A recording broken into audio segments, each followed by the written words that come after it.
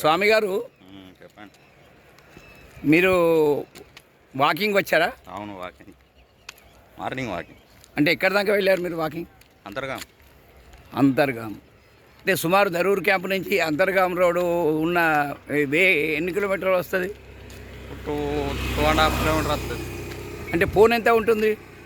పోనే 2.5, up and down 5 కిలోమీటర్లు ఉంటుంది. అంటే రాకపోక కలిపి 5 కిలోమీటర్స్ వస్తుంది. చాలామంది వస్తుంటారా మరి ఇది అంతర్గాం రోడ్ నుంచి వాకింగ్? లేడీస్, అమ్మాయిలు, అబ్బాయిలు అందరూ వస్తారు. పెద్ద మనుషులు 70 ఇయర్స్ అబౌవ్స్ కూడా వస్తారు. మార్నింగ్ అవర్స్లోనే వస్తారా మీరు? ఈవినింగ్ కూడా వస్తారా? ఈవినింగ్ గ్రౌండ్కి వెళ్తాం. ఈవినింగ్ గ్రౌండ్ ఎక్కడ గ్రౌండ్ అండి? Collector office. ఓహో, కలెక్టర్ ఆఫీస్ దగ్గర ఉన్నటువంటి గ్రౌండ్లోకి మీరు ఈవినింగ్ వెళ్తారా? రామాలయం కాడ. ఓకే. ఈ అంతర్గాంలో వెళ్ళిన తర్వాత లాస్ట్కి రైల్వే ట్రాక్ ఉంటుంది, అక్కడ ఒక చెరువు ఉంటుంది. ఆ చెరువులో గిట్ట ఎప్పుడన్నా మీరు ఈత స్విమ్మింగ్ చేసే వాళ్ళు చేస్తారు. మనకి ఈత రాదు కాబట్టి ఏదో క్యాన్ కట్టుకున్నాడు అక్కడ మనం ఆడుకుంటాం. అంటే మనం ఒకవేళ అలా చేయాలంటే గిట్ట దానికి ఒకటి మనం ఒక వాటర్ క్యాన్ కట్టుకోవాలి.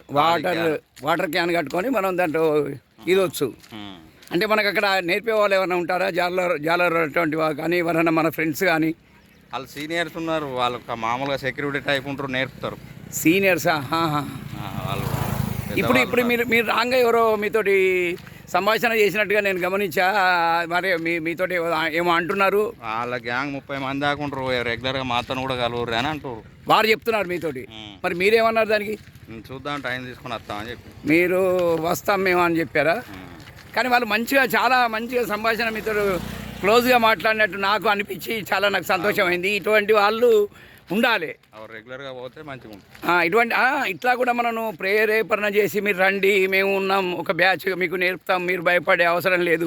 వాటర్లో దిగిన తర్వాత వాటర్లో మనకు ఆ యొక్క భయం అన్నది పోయినామంటే మనకు అది దాని తర్వాత ఏముండదు, మామూలు అయిపోతుందని వాళ్ళు చెప్పడం నేను చూశాను.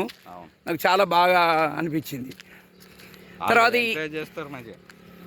అంటే ఈ మామూలుగా మనం వాకింగ్ చేసిన దానికన్నా ఈ నీటిలో మనం తిరిగిన దానికి చాలా తేడా ఉంటుంది.